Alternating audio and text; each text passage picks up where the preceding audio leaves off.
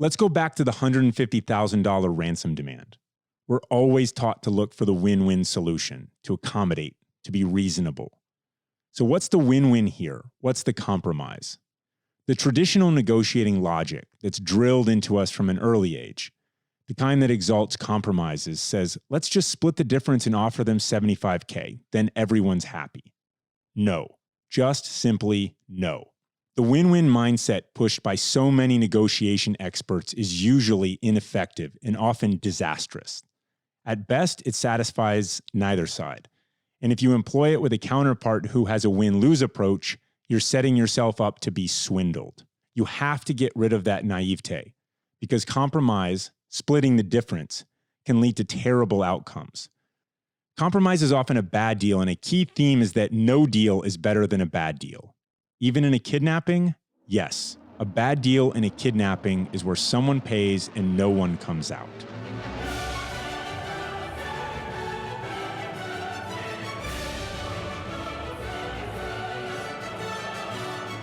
Welcome to Glorious Professionals, episode 15. I'm Jason, here with Emily, and our guest today is an old friend, Professor Voss, the former lead international kidnapping negotiator for the FBI, author of the best-selling book Never Split the Difference, founder of the Black Swan Group, and currently the negotiations expert on MasterClass. Fun fact, he was my negotiations professor at Georgetown's McDonough School of Business in 2010, and since that class, I've said unequivocally that I use the lessons he taught me every single day of my life.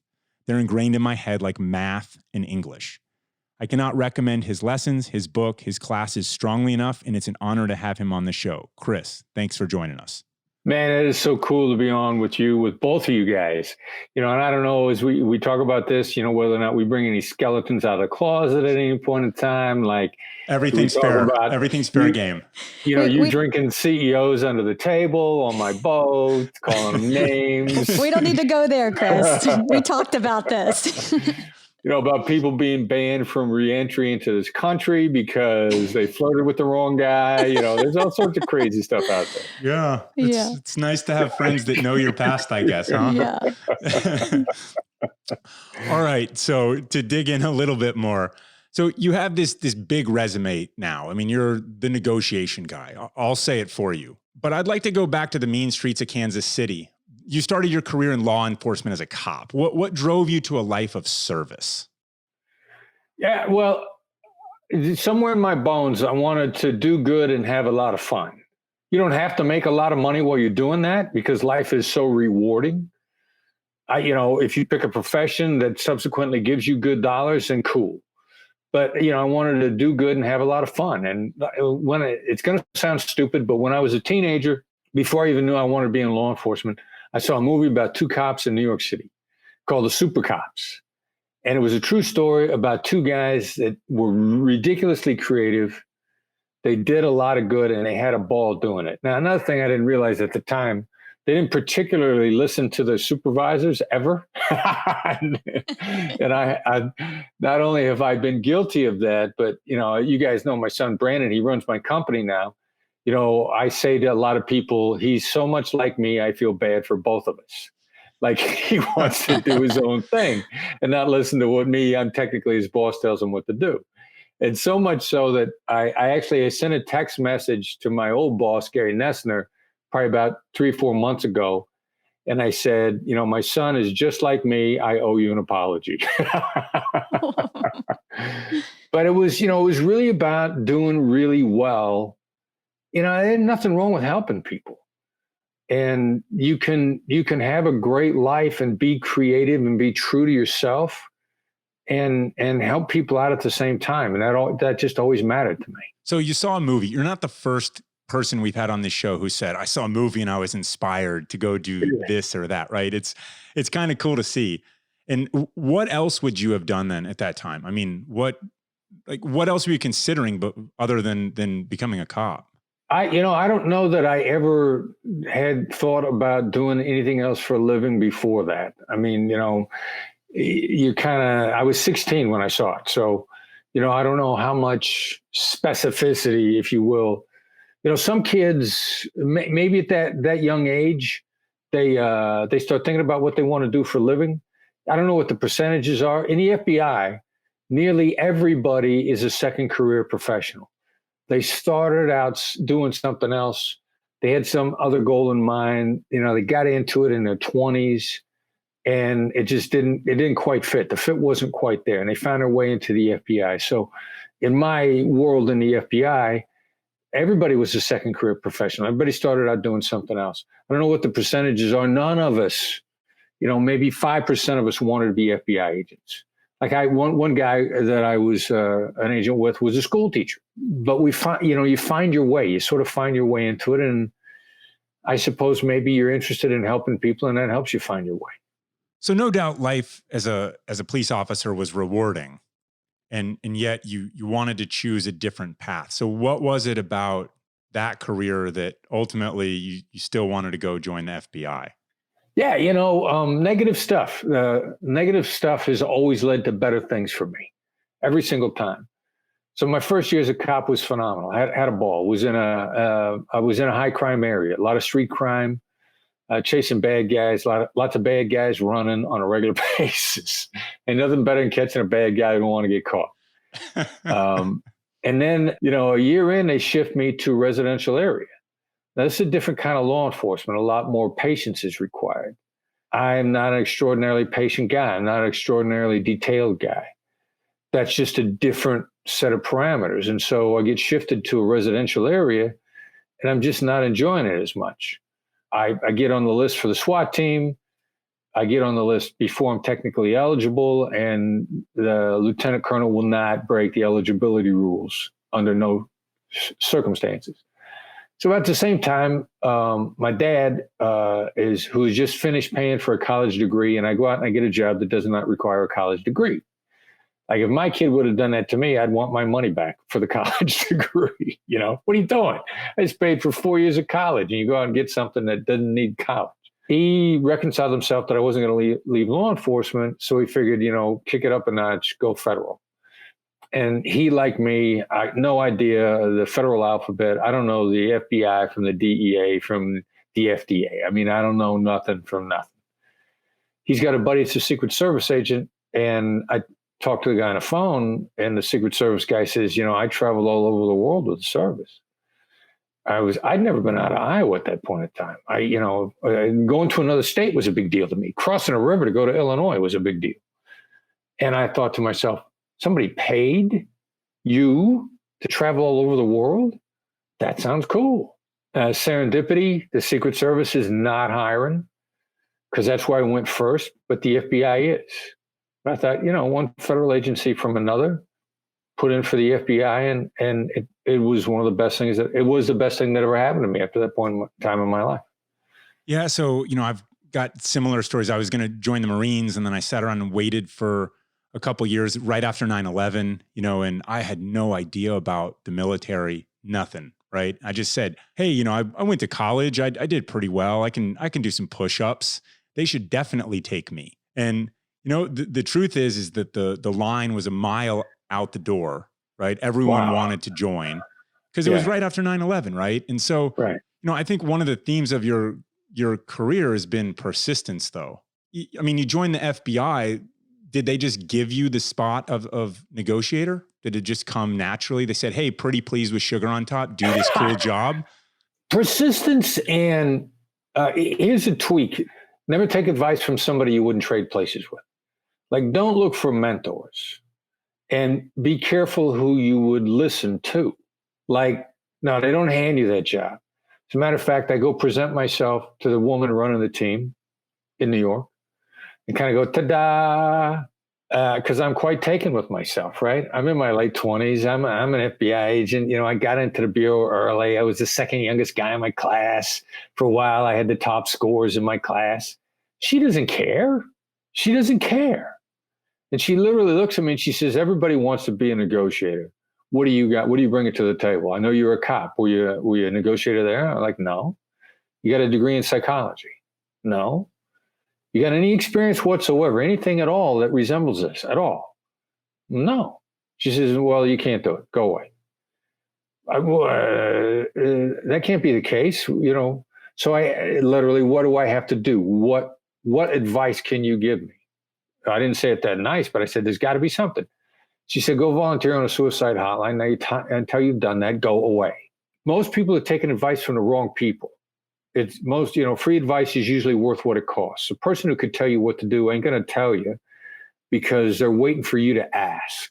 But if you ask the right person, you better do what they say. She recently told me through the course of her career, she gave that piece of advice out to literally 1,000 people, and 2 of us took it. So what kind of a competitive advantage does that give you if instead of asking to be mentored, you go to somebody who's doing what you want to do and say, what do I need to do? And then you actually do it. It's huge.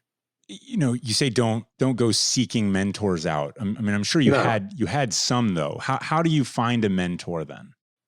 Well, this exact process, because it's also how I got into the Bureau, because now once they've given you advice, if you follow it, their reputation is at stake and they will start to plow the ground for you. Because if you fail on their advice, it's their failure. Now, what do you want from a mentor? You want a mentor to give you good advice, actual good advice, and you also really want your mentor to run some interference for you. And nobody going to run interference for you like somebody whose advice you're following. Amy ran interference for me as a hostage negotiator for the rest of my career in many ways that I had no idea she was doing it for me at the time. When I got ready to apply for the FBI, I went to an agent that I knew. I said, what do I do? He says, go out. As a veteran agent I know in Kansas City, go sit down and talk to him about what you should do. I meet this guy, sit down. He says, I'm on the interview panel for agents, which means if we hadn't spoken, I would probably be on your panel. Since we know each other, they're going to disqualify me. But here's what we look for. He says, how conversant are you on current events? And I said, what does me knowing what's in the headline, how's that going to help me arrest a burglar or a bank robber or a guy who's got a warrant? That's not going to help me at all. So I got to tell you something, I got no real use for headlines because it doesn't help me do my job. And he said, well, we're going to look for you to know something about current events. So you need to go out and start paying attention to current events, whether you think it's going to help you or not, because we're going to ask you. He says, what do you like to do for entertainment? I go, I like movies. He goes, okay, why? I said, how do I know? I like movies. What do I got to explain that for? He says, well, we're going to ask you that too. And you better be able to have an answer. So lo and behold, when I sit down for my panel, he's sitting on the panel. And they asked me the questions that he asked, and I got answers.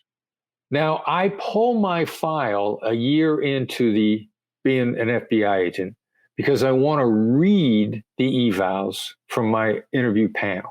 And I am embarrassed at how high they are. Now, in hindsight, I got one of two choices. If I hadn't followed this guy's advice, he would have slaughtered me on the ratings.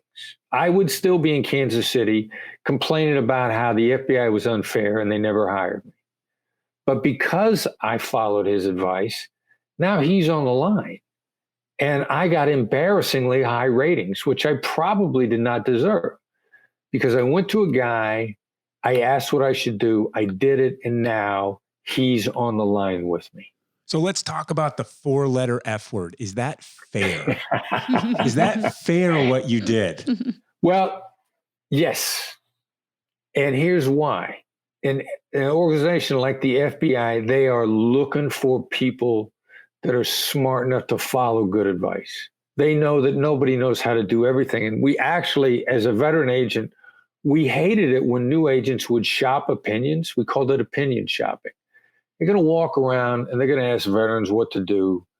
And they're not going to do it until they run across somebody that tells them to do what they're already doing. And then they're not going to change. So most veteran agents will not give advice unless they know for sure that who's asking them is not an opinion shopper, because they don't want to waste their time giving advice to somebody who's not going to follow it. So critical issue in my getting ahead of other people, and I've ended up getting ahead no matter where I've gone, is because I've gone to the top performers and it said, what are you doing? And then nearly without question, I'm satisfied that they're getting the results that I want to get, and I'll just do it. I mentioned the 4-letter F word because it's one of those lessons that you really instilled in our class. If you ask someone or you use the word fair, Yeah, it's the F-bomb. It elicits a lot of emotional responses. Yeah. Which leads me to kind of one of the other lessons, which was the operating assumption of your class is people are not rational. We're highly emotionally charged. Yeah. So yeah. I mean, that's basically the operating foundational premise of your book, which kind of goes against a lot of what had been taught. Yeah, well, and you went through the class really in some of the earlier days, which was before we now have the neuroscience data that we have that backs that up. Like, there's no such thing as emotional neutral. There's no such thing as a time when you're not emotional. Neuroscience backs that up. Our thought patterns, every thought that we have either begins or goes through something in our head called the limbic system and something called the amygdala. And thoughts are either injected with emotions or emotions are added to. And the only time that the limbic system is not interacting with your thought pattern is when you're dead. I mean, it's actually interacting with your thought pattern when you're asleep. So there is no emotional neutral. And, the funny thing, too, is people who want to claim that they're rational, well, you ask them how to do business. And they say, well, we make our value proposition to the other side. We pitch gain. Well, if you're doing that, you're actually trying to capitalize on positive emotions. So it's kind of funny to hear somebody explain to me how rational they are and in fact outline a strategy that's all emotion. It's just a narrow strategy and it's not nearly as effective as they could be. All right, before we time warp to sort of the business side, I've heard a lot of your stories. I've read your book multiple times. I cannot recommend it highly enough. You've got lots of stories. What would you say is the story you'd be most excited to talk about now that kind of illustrates what life was like as a hostage negotiator in the FBI? Well, a story of a failure. I mean, it taught us, we learned so much, and hostages got killed and lots of others got saved because of what we learned. It was the second major kidnapping I worked in the Philippines. First kidnapping, monstrous success. We orchestrated an environment where our hostage walked away, just walked away, left the other side in shambles, almost destroyed their organization. And when it was over, the lead negotiator for the bad guys called the negotiator I was coaching to congratulate him on how good he was at negotiating. So what year is this, Chris? This was, the end of that first case was in the spring of 2001. So we finished that up. Al-Qaeda related group, the Islamic insurgents in the south of the Philippines. Some would just say that they're more described as a street gang in the jungle, but they do have Islamic beliefs and they are affiliated with the Islamic extremists of the day. So then we roll into the next kidnapping and it is just a train wreck from beginning to end. The Philippine government is, not dealing with us on the up and up. They're keeping stuff from us. A different negotiator from the previous guy. Previous guy was ridiculously successful. Why would they want another successful guy? They wouldn't. So they put a drunk in place as a principal negotiator who's missing in action, half drunk, half the time. He's supposed to record every phone call with the bad guys. Would show up 2 hours late, having already taken the call, having not recorded it, and being half drunk. I mean, just an absolute mess. But, hostages are getting killed early on. American gets killed early on. They go on a killing spree in the South. We have every reason to believe that the corrupt elements of the military are buying them off along the way. I mean, and then ultimately it ends 13 months later with a botched rescue attempt. 2 out of 3 of the remaining hostages are killed. The last 3 remaining, 1 Filipina and 2 Americans. Friendly fire, 2 out of 3 are killed. So this is the Abu Sayyaf, the Burnham case. Correct? Abu Sayyaf, Burnham Sabero case, yeah. Yeah. So, they taught that case in my training, Special Forces Qualification course. And, it was coming from the other side of how to work with the partner force And just to kind of elaborate on how broad the team is that you were a part of, and you're not the sole decision maker in all of this. You have post 9/11 terrorism alerts. Oh, you're linked to Al-Qaeda some way, somehow. Great. Got it. It's just going to heighten stuff. And then, the special forces teams that were working with our partners in the Philippines, that's its own challenge. So the thing that they did stress in the training was how successful the Burnhams were at garnering the respect of their captors, though, by Oh, it was insane. Yeah. by dogmatically sticking to their religious beliefs. Yep. and just not compromising in any way on that. And interestingly enough, that earns you some respect. Like Martin Burnham, who ultimately got killed, he probably could have been a guest instructor at SERE training, survival, evasion, resistance, and escape. He was so effective with them. I used to, when I taught hostage survival, I referred to it as Martinize him. What's Martinize him mean? Because he was an American Caucasian male, that meant that he as a male, he was a threat to his captors anyway, let alone the fact that he was at least a head taller than all of them. He's bigger than all of them. So what do they got to do? They come to him every night, they chain him to a tree. The first night they chain him to a tree, he looks him in the eyes and he says, "Thank you." And they laugh in his face. They ridicule him for saying thank you. His unrelenting, respectful demeanor to all people.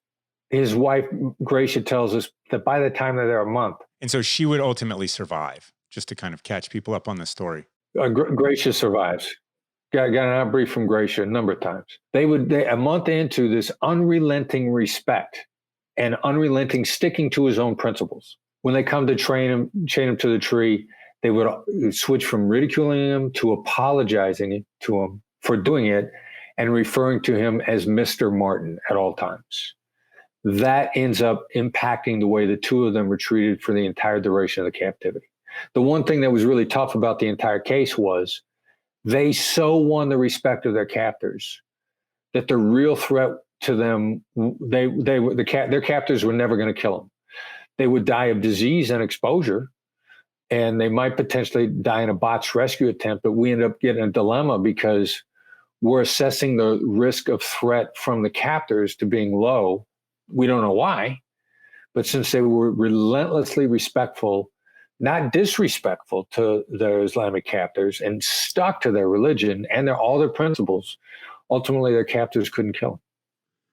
So let's go behind the scenes with you on that case, right? I mean, I know you have a challenging partner that you're working with. What are your conditions like? Where are you in your career? Where are you in your sort of development of, because you're mastering your trade at all times. It's not something you wake up one day and you just got all the answers and you come down the mountain like Moses and you just proclaim them, right? It's more just continual sharpening your blade. So what was it like, your daily life in that process, as you list this out as the place where you made the most mistakes, or that you wish had gone a lot differently? Well, we strong team game, constantly got a strong team game. What does that mean? I don't put a response to any of the bad guys at any time that I haven't bounced off my colleagues. We're constantly assessing. I get ready to send out a text message to have our negotiator sent to them. And I go like, look, am I off base here? Am I wrong? What do you think of this? The team game is paramount, and the team is not there to support you. You're there to support the team. We had to learn that the hard way, really, in my company now, because we say you got to be a team player. Well, some people want you to. They say, I'm a team player. My team better support me. Well, that's not a team player. That's a diva. Do you support the team? Do you listen to them? Are you willing to be corrected by them? Are you using them to help you get smarter? And so every day we're up at dawn. Bad guys are up at dawn in the jungle. It's sunrise to sunset. No matter what you did the night before, you better be rock and roll before the sun comes up, because they roll over and they're making demands 5 minutes after sunrise. So where are you staying this whole time? Yeah, you can take a call anywhere. We happen to be in Manila. were operating out of Manila. There were times when we went to the south, closer to the action, but it helped us in no way, shape, or form to get closer. As long as we got solid comms, we're in Manila, we're in a hotel in Manila, and we are up in the morning before everybody else is. We're letting off steam every night. You let off steam all you want, as long as you're up before the bad guys are. One of my favorite stories, where Metro Manila has also got rural areas in the middle of Metro Manila. So we're in this 5-star hotel, government contract. We're on a balcony. There's a rural area next to us, and the sun's getting ready to come up, and there are 3 roosters crowing back and forth across this rural area. You know, they're like, I'm the bigger rooster. No, I'm the bigger rooster. You know, they're crowing at each other.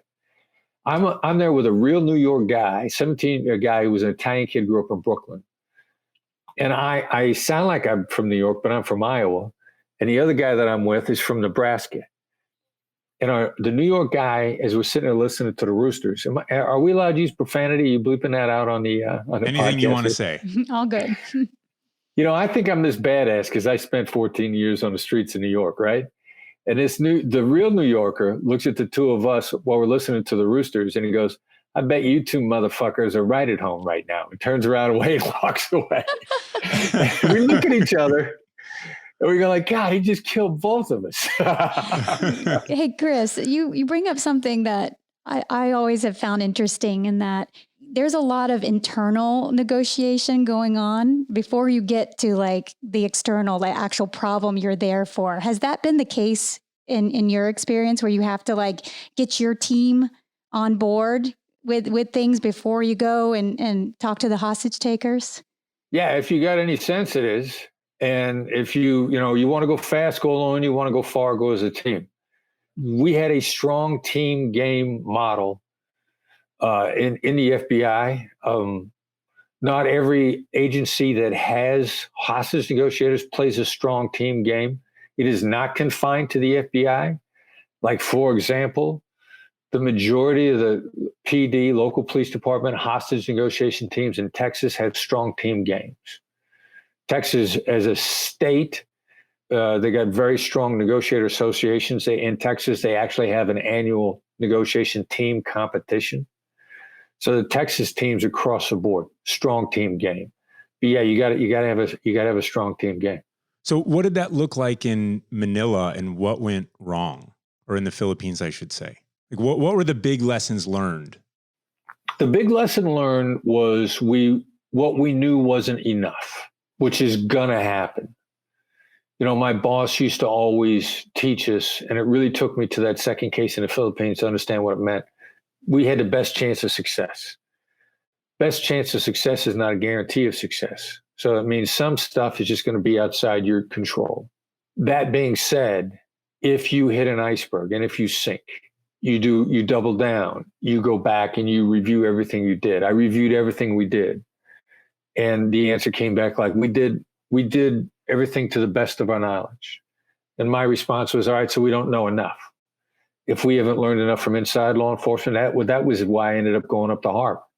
That meant, all right, so if we know as much as we know inside law enforcement, that means we got to go to the outside. I started looking for places to collaborate. The Harvard guys were defined negotiations pretty much exactly the same way that we did, empathy in particular. So I went up there and I said, what do you guys got? Show us. You show us yours, we'll show you ours. And we started to raise the level of our game to a higher level as soon as we started going outside of our realm of knowledge to get better. So I never thought about it like that. And I've, the other co-host who we've had on here is Rich, right? And one of the missions he's talked about that was not a success, shall we say, was Eagle Claw, right? The botched hostage rescue into Iran. And, maybe there was a lot going on at that time that we just weren't quite ready for. I mean, on the aircraft side, on the, just the way that the military was organized, it led to a lot of things that ultimately made us better. But in that moment, it's just a really excruciatingly painful thing to go through, right? Because you've got people on the front lines that are sacrificing and serving in massive ways. And in that case, with their lives, and just like in the Burnham case, people paid with their lives. And How do you kind of deal with that in the moment when it's that big of a failure in your eyes? Yeah, well, Because I know you like you're this guy you're going to solve the problem. You're good at being good at stuff. You're going to figure it out and it's going to go your way. And then here you are presented with this big failure, just staring you right in the face. yeah, you can get caught up in that abyss if you're going to feel self-centered and sorry for yourself. I mean, if you survived, then however you got scarred, everybody else got it worse. Everybody else got it worse than you did. And I can remember when I got the call at 5:00 in the morning about the botched rescue attempt. I mean, that is seared into my brain. And the way the bad news was delivered to me, and then the way I subsequently delivered the bad news. So where were you? I was in DC at the time. We had the way we were operating that case, either myself or my partner was going to be in country all the time. And it was my rotation out. I had overall oversight, if you will, of the negotiation strategy. And as long as it was being implemented at my direction, at my team's direction, I could be in DC. So I'm in DC, on the boat that you and I went drinking on. That was where I was living at the time. Phone rings at 5:00 in the morning. I get the textbook delivery from a hostage negotiator named Kevin Rust, who's a superstar. Here's how you deliver bad news. Exactly the way Kevin delivered it to me. Phone rings, I pick it up. He says, "I've got bad news. Martin is dead." It's a perfect way to deliver bad news. We're remarkably resilient as human beings if we're given just an instant to tighten up, to brace for the punch. And that's exactly what he did. He said, "I got bad news," waited about a half a second, delivered the news. And that was the way I ended up delivering the news myself the rest of the day. It's quick, it's efficient, it's humane. And then I felt bad for a long time. And then so how do we get better? And then ultimately what snapped me out of it, another negotiator buddy of mine, Pete Mangan, DC Metro cop, phenomenal negotiator, one of the pillars of the community, was talking about this horrific siege that he worked where a baby got killed. Pete describes it, and Pete still struggles with that to this day, understandably so. But I remember sitting there listening to him talk about it, and he said, "Look, I don't know why I'm giving you guys this case study. I guess I'm just relaying something bad that happened to me on a winter's day." And I was sitting in the back, and I thought, happened to you? What about the kid's mother? How does she feel?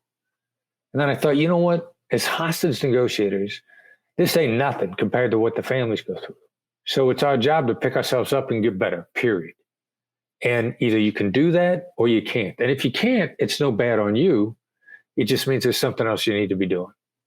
So to get better, your first choice was to go to academia, go to Harvard. And you talk about this in your book at the beginning about sitting down face to face. You were kind of trapped by these famous negotiation professors, and they went at you and you gave them something to think about.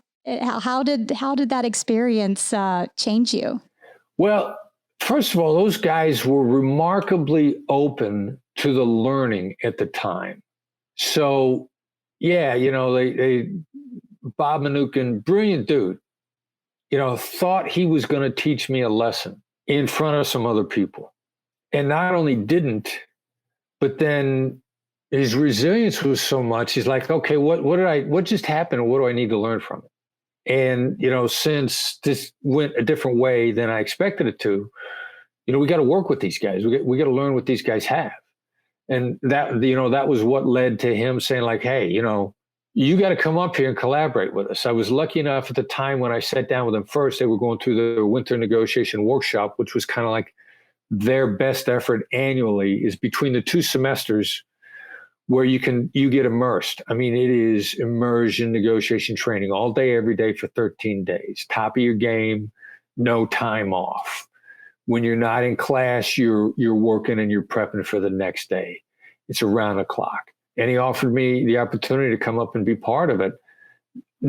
Which is, I'm not a student. That's kind of not within the rules.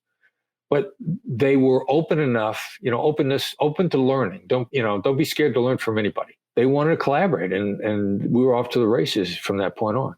When I first saw your class come on to Georgetown's business school, it's like, oh, it's led by an FBI guy. Like he's a service-oriented guy. That's who I want to go learn from. And that's one of those things where I was hoping to relate to a professor. You're always trying to do that kind of stuff because maybe they'll get through to you a little bit more. Maybe you got FBI stories instead of just business stories. I thought that would be really cool. What I came to understand, which Emily and I were chatting just before this started, about how you've been able to bridge this kind of blue collar work ethic and take it to, the hallowed halls of Harvard and Georgetown and all of these kind of higher institutions of learning, and then take those lessons that you learned, on the other end of a phone call with a lot of bad dudes over the years, plus the academia, and come out with a blueprint for how to negotiate, how to communicate. And it's really been the way that you have built bridges has been really inspirational and informing to me. Like it is really spoken to me. And I get the sense that kind of light switch went off for you a little bit when you were at Harvard. Yeah. And you were maybe a little intimidated. Yeah. Yeah. Well, I got to tell you something. They get some Harvard. It scared me.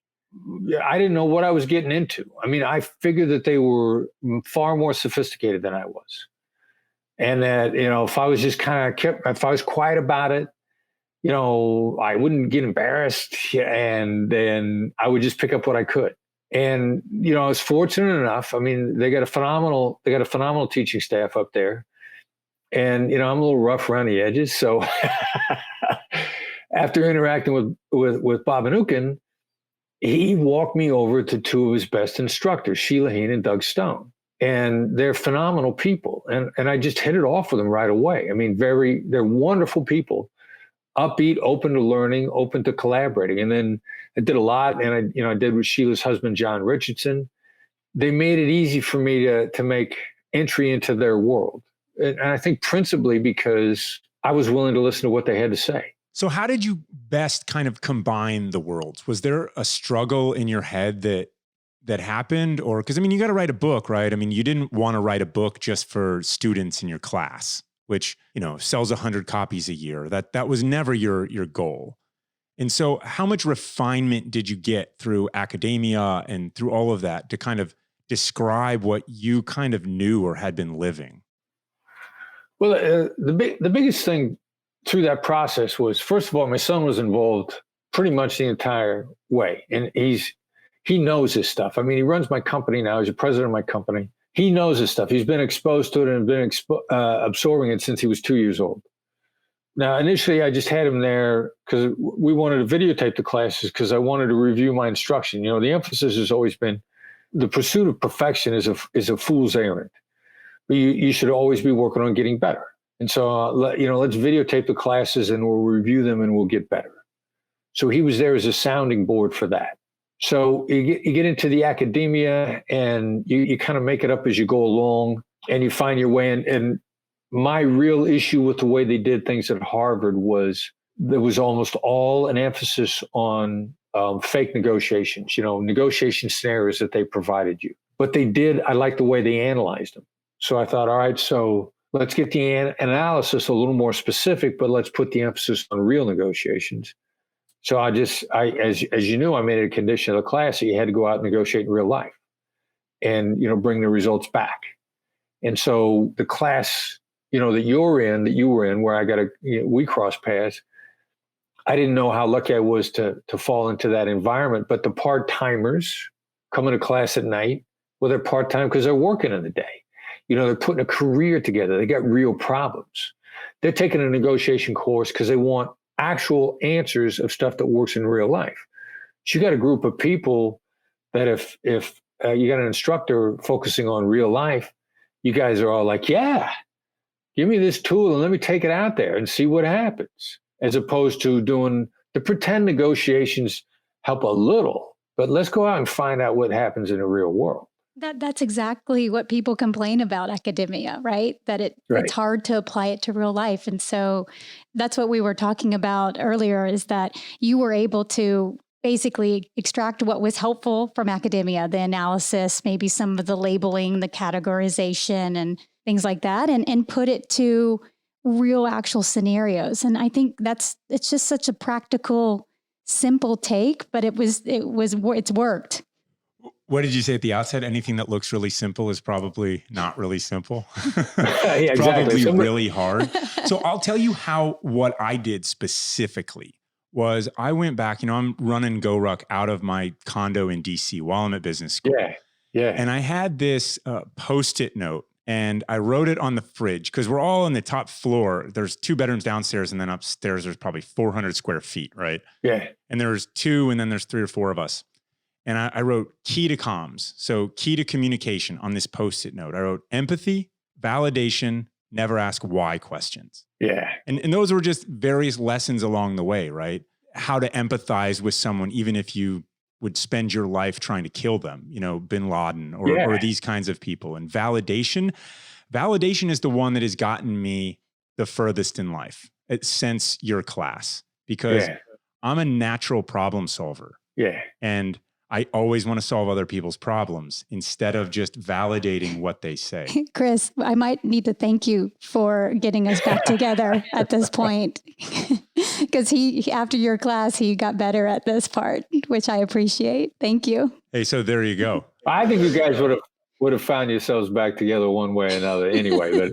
But if I helped in any way, that'd be one more reason why I spend less time in purgatory after this life. And so we just took those lessons back, never ask why questions. Because if I say, Chris, why did you do that? Yeah. Right? It's not a question, it's an accusation. Yeah. And so it's like the importance of language and going back to this idea. I had it built up in my head that the world is a rational place. And if it's irrational, then that's what your gun is for. And that's just not really the way that, that's on the heels of being in special forces. And it's an oversimplification, but to say, look, at a certain point, it's like in Star Wars when he's like, it's time for hostile negotiations, with lightsabers, right? And so what I really helped was this idea, this foundational thing that people are just emotional creatures, and you have to honor and respect that, even because what's your goal? Do you want to be right or do you want to be married? Right? Do you want to be right or do you want to get the deal? Do you want to be right or do you want to get the job? Do you want to listen to the people that give you advice, or do you want to go, idea shop around because, you think that that's called networking? And so these lessons were really, really so simple, and yet it takes time. It takes real time to practice them. That was one of the other things you would say. You have to go and find yourself in a negotiation out in the town. And oh, by the way, these are happening all over the place. You just have to be aware that you're in them. Right. And so to sort of say, how do you see the world kind of evolving now? I took your class 10 years ago. You wrote a book, you've toured on the book, you've talked to a lot of people, you're teaching a MasterClass online now. And yet here we are in the middle of COVID.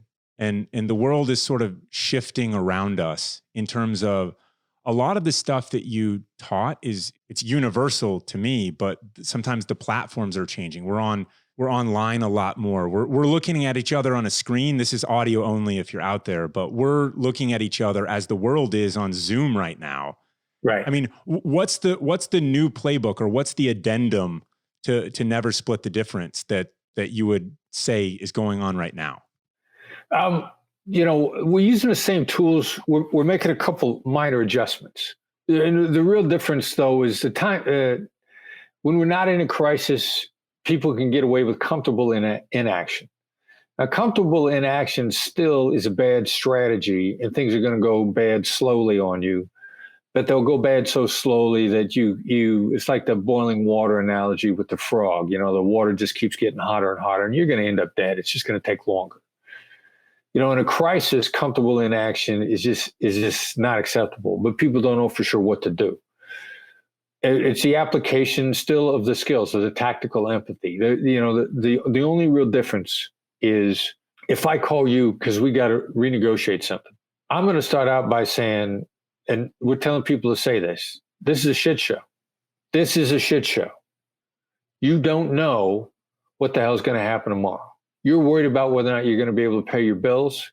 And if you can pay your bills, You're worried about the people that should be paying bills to you, whether or not they're going to worry about it. This is an absolute shit show, and you don't know what to do with this stuff. That's how we teach people to start conversations now. And it's the other side is tremendously relieved. I mean, because they're like, all right, I got somebody I'm talking to right now who's aware of the environment that we're in.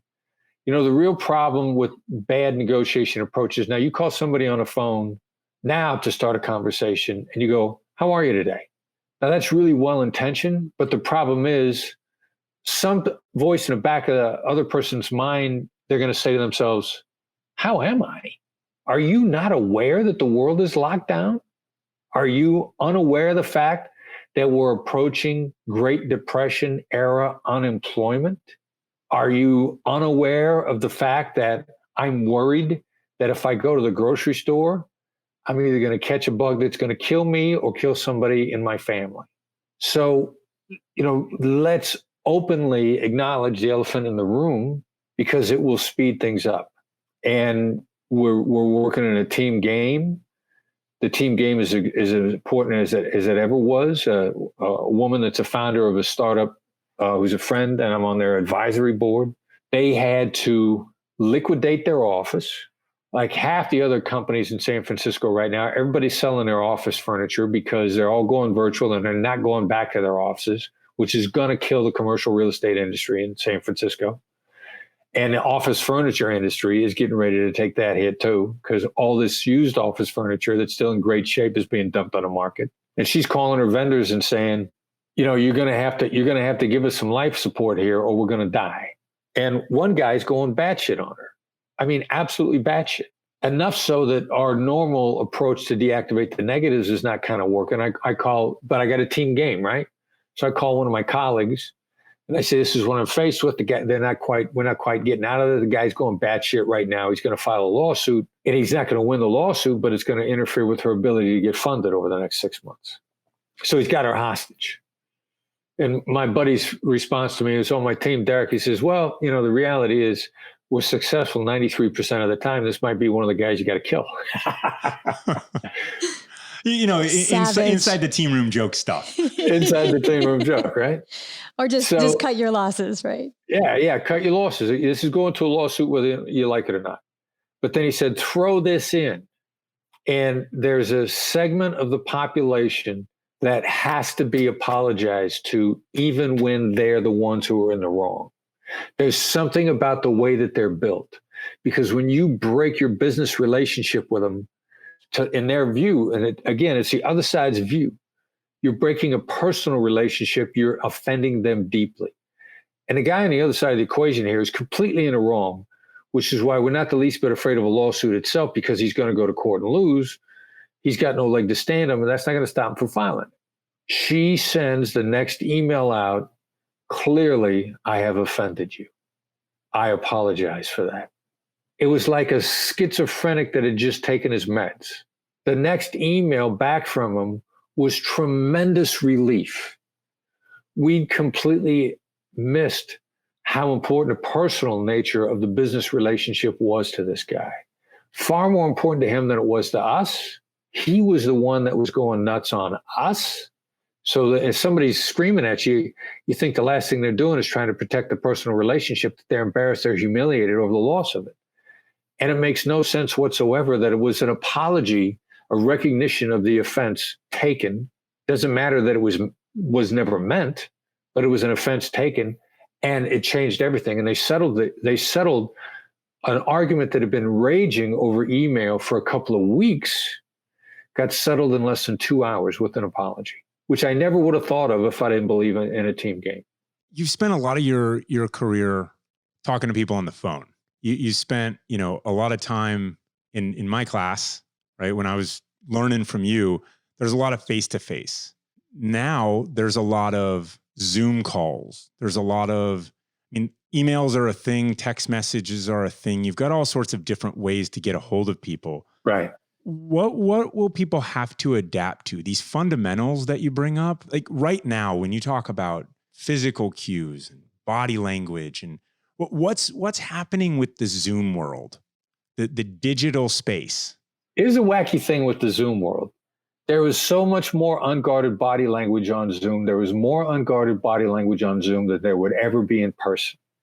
And the majority of the Zoom calls that you're on, there are multiple people on the other side. The only one who's even mildly thinking about their body language is their primary speaker.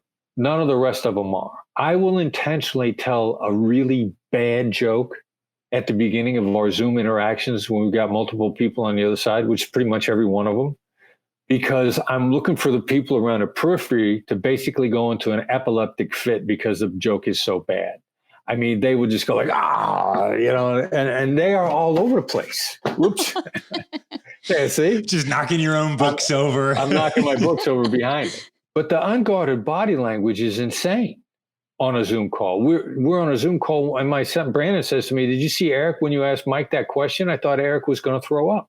Nobody's paying attention to what they're looking like if they're not the talker. So Zoom calls, there's a much richer source of body language in a Zoom call than there would ever be face-to-face. Not to mention seeing people in their home environments. Their life is more in view, right? Yeah. It's not all buttoned up. It's not kind of sanitized in the office. It's like this is a glimpse into people's real lives.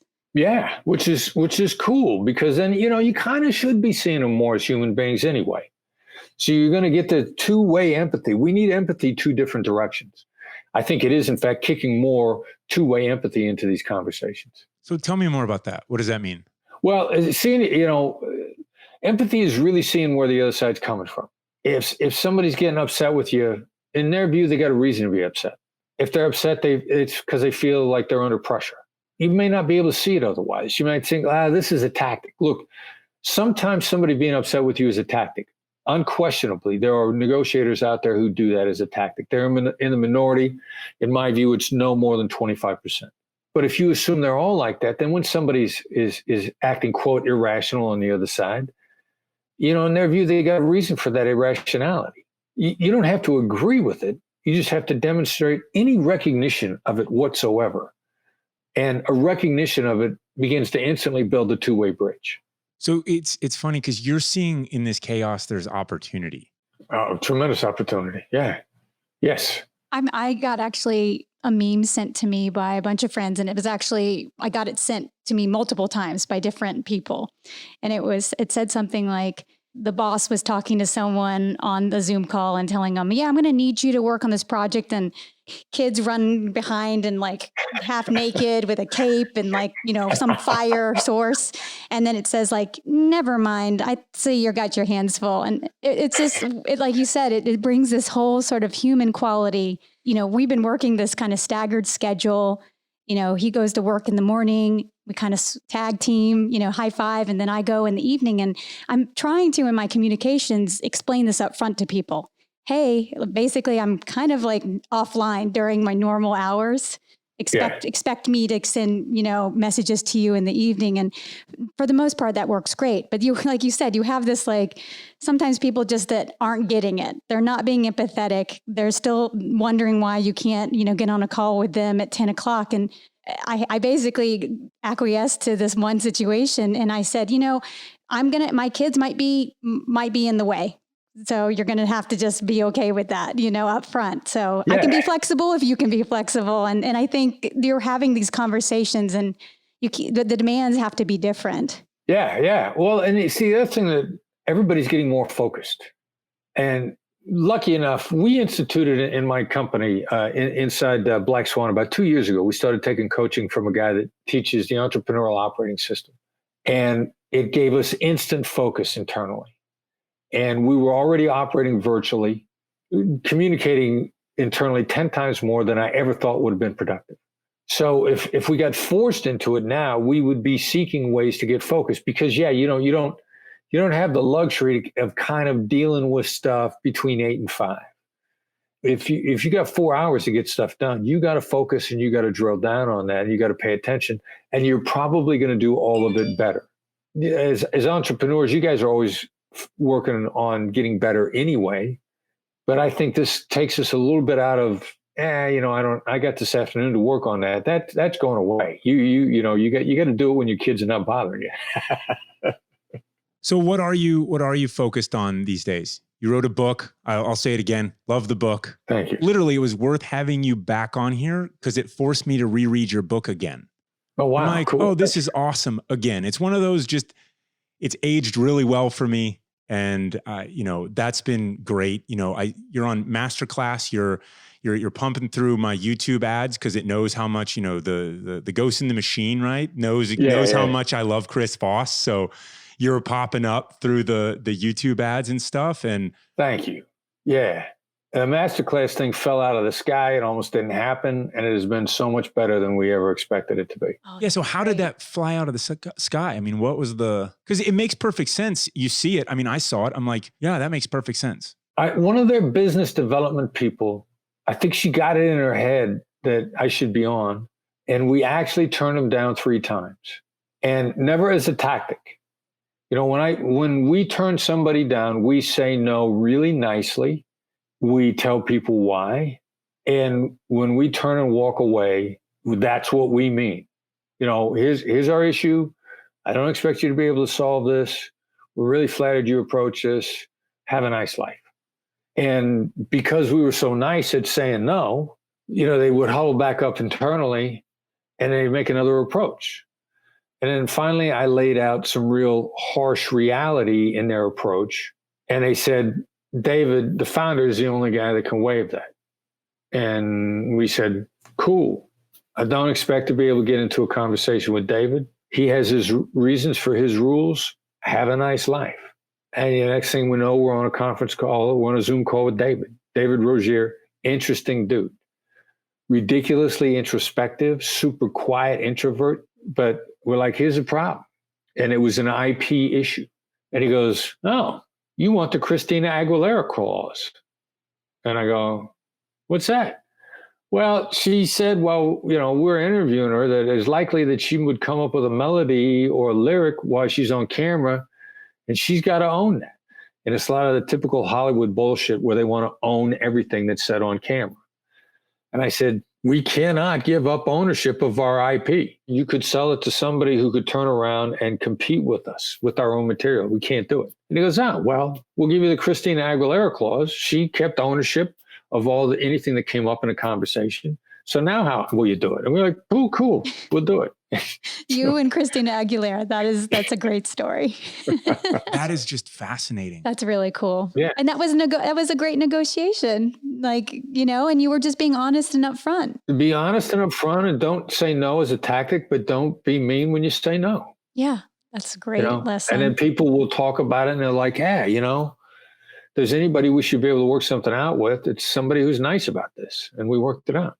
What are you focused on in addition to that and corporate consulting and all that stuff? Well, we're taking the feedback from the people that are calling us for coaching. We're getting a real clear view on the environment that they're in. And then we're adapting our strategies for that. And if we get enough feedback on it, we're going like, all right, so we got to put this out as a product. We got to do some online training. We're doing a lot more online. We're figuring out what the most digestible chunks are, an hour at a time. We can't charge what we used to charge for in-person training. I mean, we were expensive in person. But how do we break this into digestible pieces so that somebody can sign up for our training? We can focus down with them. We can give them enough.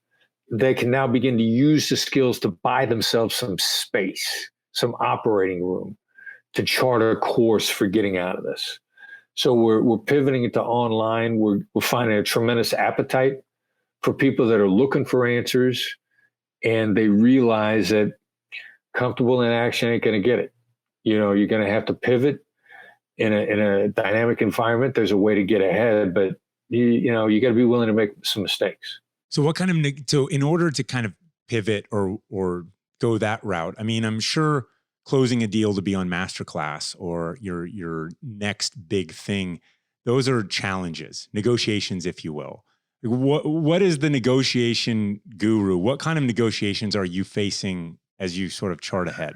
Well, when we're bringing value to people, getting them to be willing to pull a trigger on spending some money to get that value.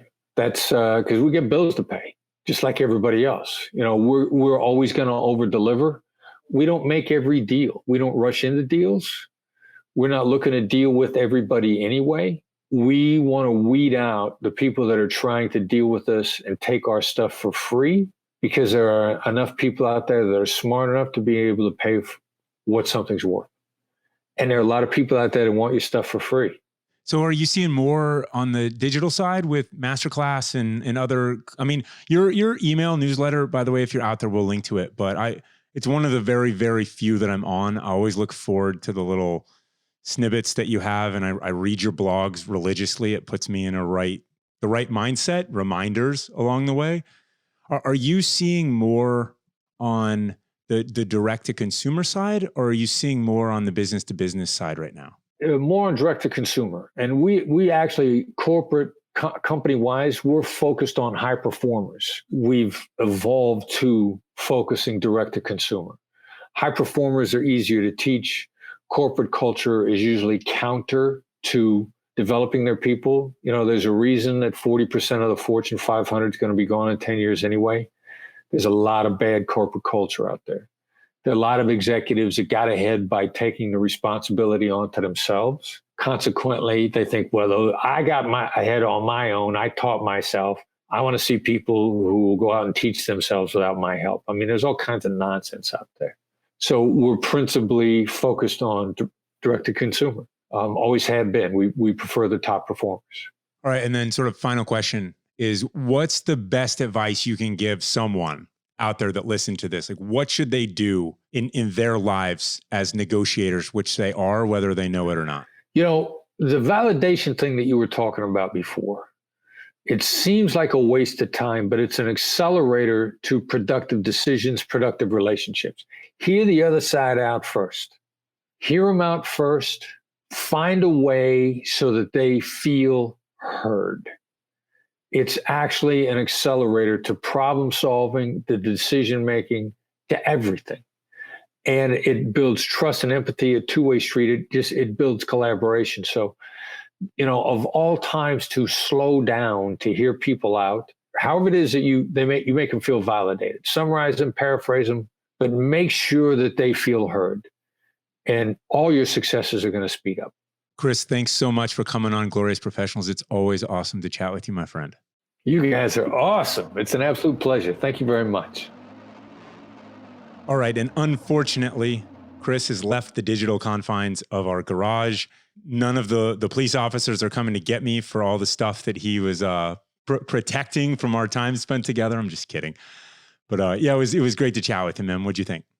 Oh, I always enjoy spending time with Chris. I met him through the GoRuck event stuff. He's been a speaker at some of our gigs that we put on in the early days as we were still kind of working out what events we were going to do. And I got to spend some time with him down in South Florida, setting up for this corporate event that we put on. And it was so funny going out to dinner with him the night before and hearing some of his stories, but also, you know, you think like, oh gosh, is he like doing some Jedi mind trick on me? But really it's all kind of very common sense, but the way he applies it is just next level. Yeah. And what I think about is it's not an accident that Chris is where he is. It took a career of doing this again and again and again. And he started as a cop. Then he went to the FBI. He was there for 24 years.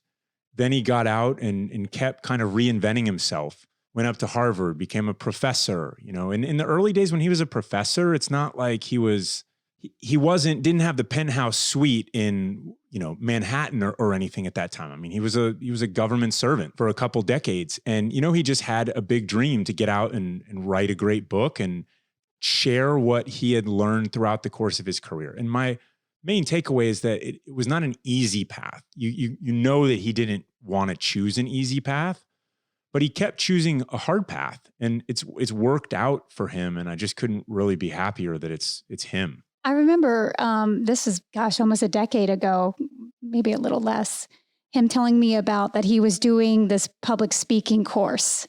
And, you know, this is the type of person who's going to continue to perfect and learn new skills to get him to the next level.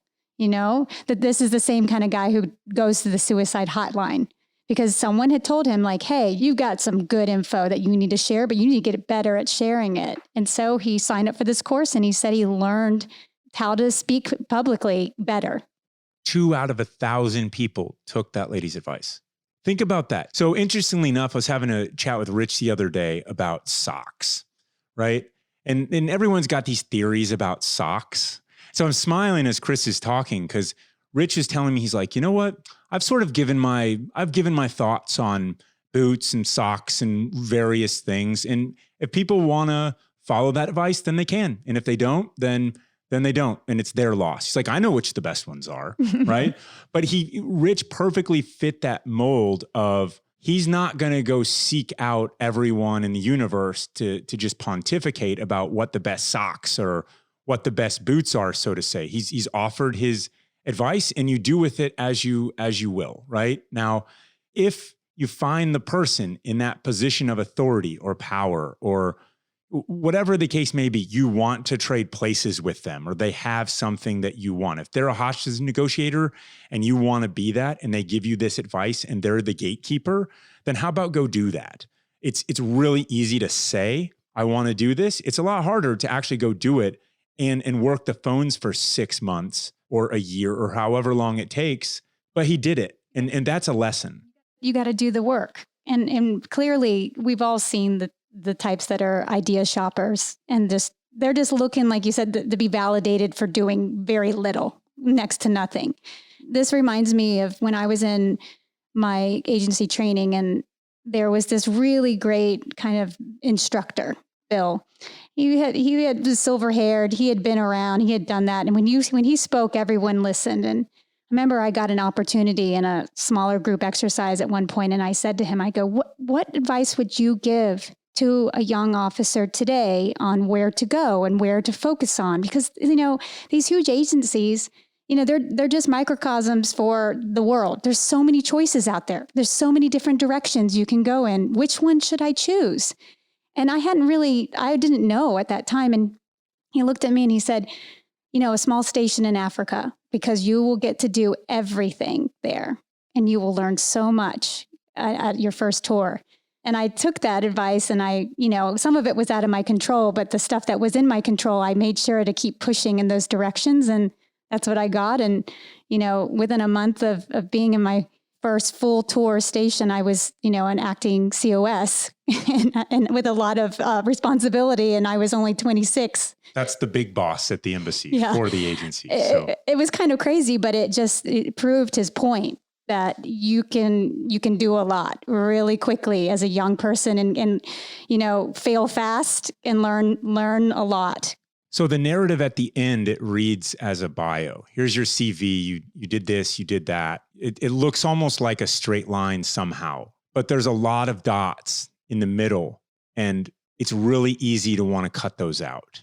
But everyone that we keep talking to, sure, we don't have time to sit and chat about someone's entire life. I wish with Chris that we did, frankly, but there's so many dots in the middle and it's just such a consistent theme that we hear. It's, we can talk about this story, but there's 10 other steps that led me to get there.